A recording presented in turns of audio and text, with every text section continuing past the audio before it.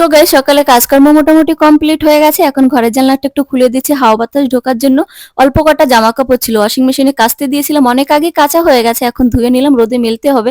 আজ না রোদ বলতে কোনো কিছু নেই, প্রচন্ড মেঘ করেছে আর ঝড়ের মতন হাওয়া হচ্ছে, তোমরা তো দেখেই বুঝতে পারছো আমাকে কিরকম যেন উল্টে ফেলে দিচ্ছে।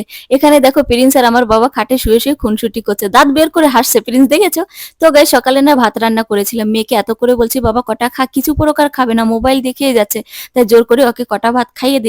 কোনো সময় খেতে চায় না জানো তো। তো গাইস দুপুরে রান্না বান্না করতে হবে, তরিতরকারি কেটে একেবারে রান্নাটা চাপিয়ে দিয়েছি। পায়ের কাছে এসে প্রিন্স ঘুরঘুর করছে খাওয়ার জন্য, তো একটুখানি টিরিট নিয়ে এলাম, ওকে খেতে দেবো। টিরিট খেতে প্রচন্ড ভালোবাসে, কোনো কিছু খাক আর না খাক টিরিট ঠিক খাবেই খাবে। তো গাইস আমার রান্না বান্না কমপ্লিট হয়ে গেছে, রান্নাঘরটাকে সুন্দর করে ক্লিন করে রাখলাম। ছেলে তখন থেকে বলছে মাম্মি খিদে পেয়ে গেছে খেতে দাও, তাই ছেলেকে এখন খেতে দিলাম। আজ আমাদের রান্না হয়েছে ডাল, বেগুন ভাজা, আলু দিয়ে মাছের ঝাল। আমার বাবা খেতে থাক, ততক্ষণ চ্যানেলটি সাবস্ক্রাইব করে নাও। সবাই ভালো থেকো, সুস্থ থেকো, বাই বাই।